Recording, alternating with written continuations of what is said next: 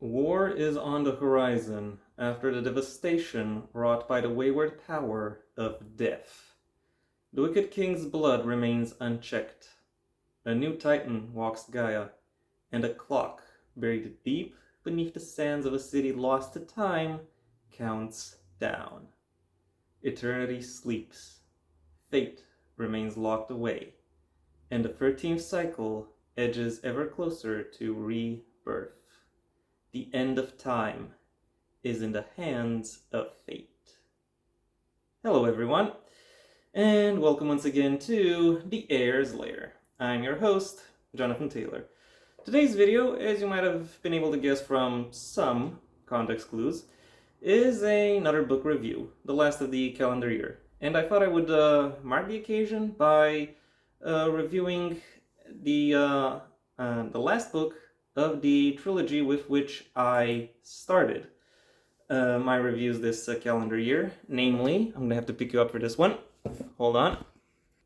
Shattered Fate. The last book in the Zodiac trilogy by Azure Rain. I'm going to have to set you up all over again. Yeah, that works. Funnily enough, despite the title, the themes of the series, or the narrative themes of the series, aren't really connected to the Zodiac itself. Unless you go very abstractly and think of the Zodiac as a representation of the passage and cyclical nature of time, which I have to say is a little bit of a is a little bit of a stretch.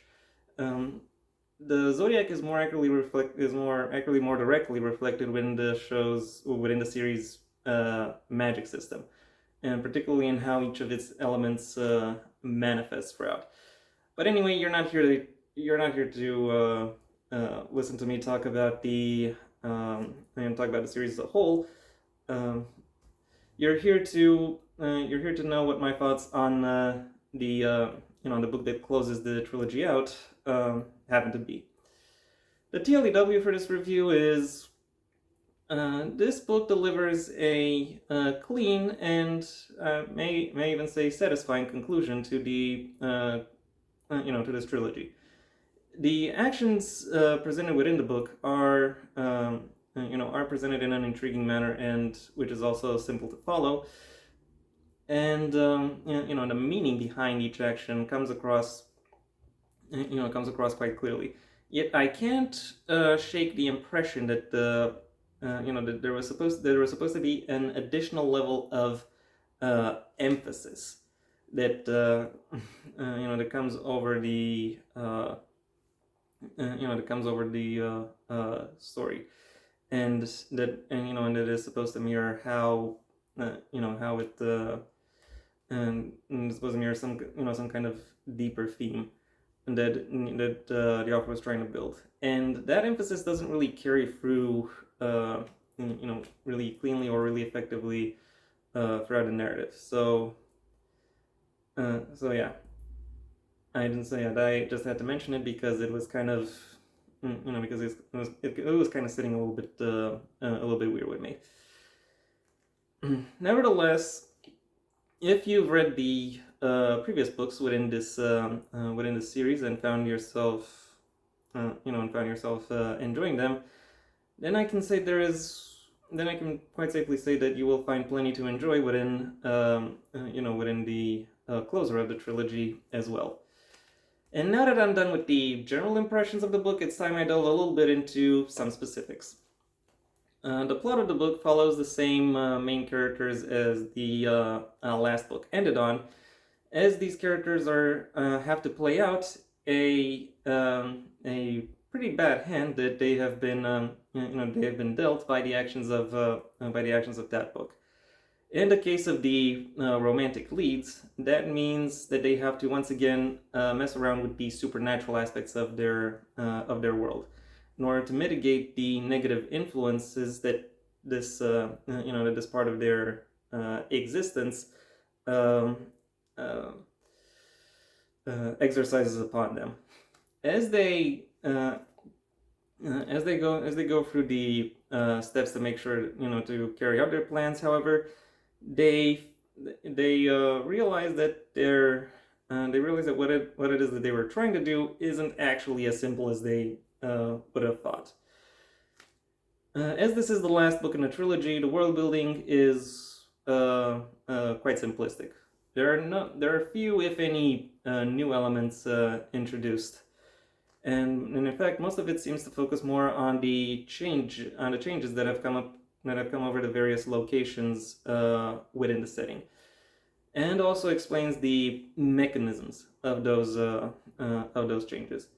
It is not much, but it is very serviceable and very quite and works well with the plot as it is presented. Even though it doesn't really address any of the questions the previous books have personally left me with. I can say the same thing about the characterization as well, because again, there are a few new characters. However, pretty much every new character introduced, it receives plenty of definition, enough to make them both memorable and recognizable, distinctive within each scene within each scene where they show up, which ultimately really makes them, which ultimately makes the book stand out to a more sizable degree, or really makes the characters, these new characters, stand out even amongst this somewhat crowded cast. When it comes to character development, however, it is still the established characters that receive most of it, given it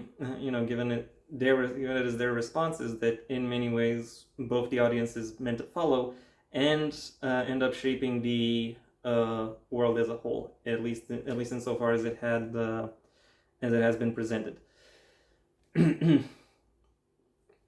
Unfortunately, I do have to say that I don't think all the aspects of the and there are certain the presentation of these characters and of their development kind of seems to have a weird break placed upon them, as in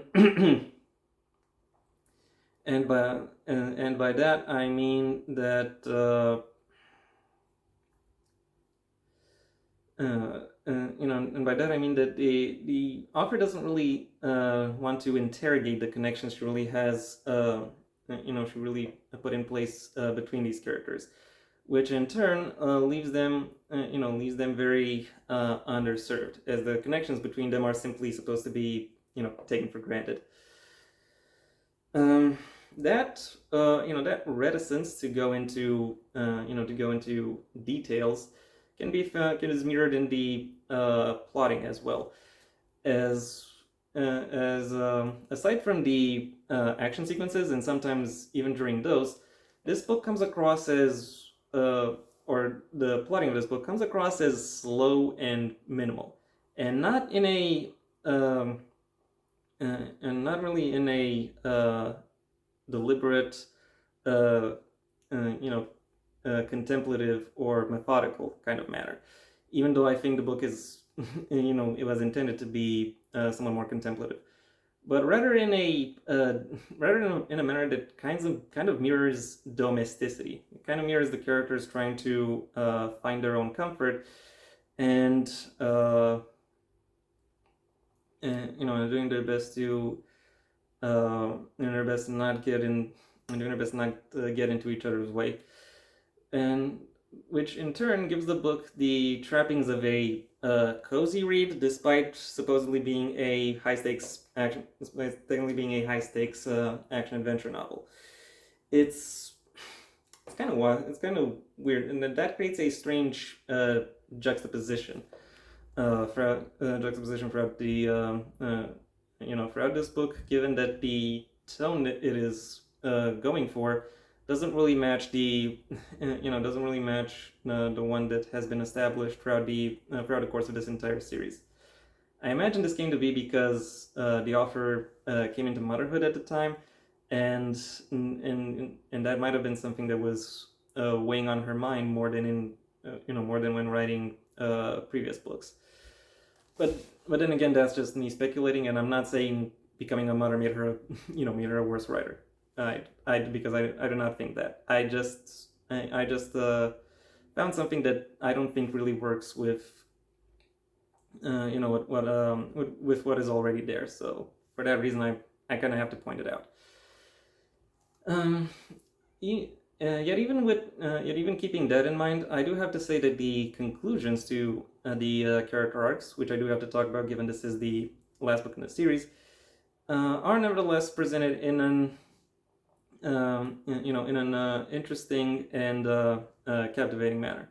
And it is a presentation that I think very accurately reflects who these characters are supposed to be, even if I think their characterization is is not delved into as deeply or as insightfully as it could have been. Overall, even though I have my own gripes with my own gripes with this book, and consider it to, namely, I consider it to be underdeveloped and underpaced. It's the reading experience that it delivers is still pleasant and intriguing, and I found myself and I'm pretty sure that as much as I've enjoyed it, which is actually a fair bit, plenty of others might draw more out of it. My final rating for Shattered Fate is a 3 out of 5. And yeah, that was my review.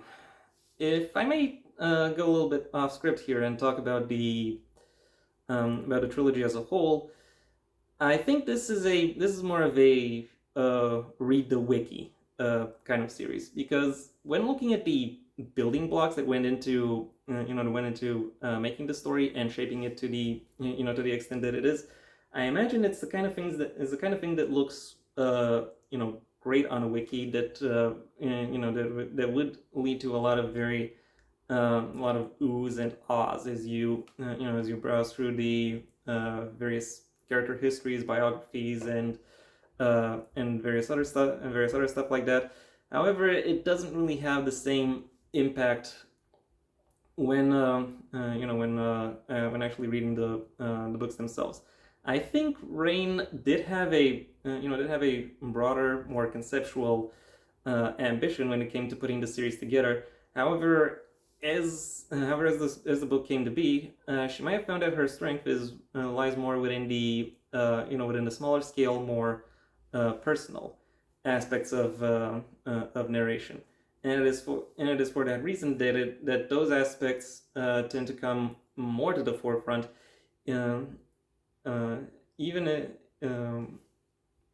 Even when it would perhaps make a little bit more sense to include the supernatural or the more metaphysical aspects of it. So yeah. There are plenty of hooks that she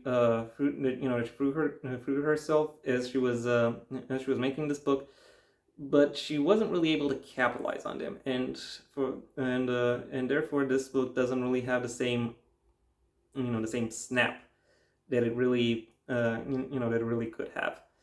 There is a prequel that has come out about 6 months ago, as of the time of this video's release, if I recall correctly, and while that prequel story in particular has the trappings that would more accurately mirror this offer's strengths, as in it is a more personal, more intimate, more small scale kind of story.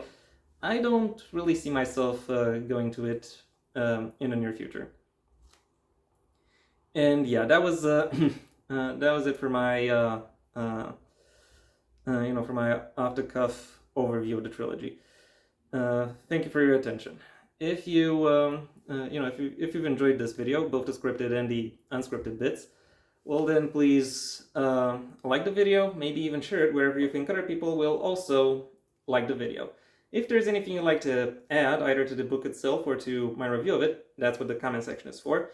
And if you want to see when my next video gets released, well then please subscribe. And ideally also ring the bell or do whatever else YouTube will ask of you in order to keep you notified.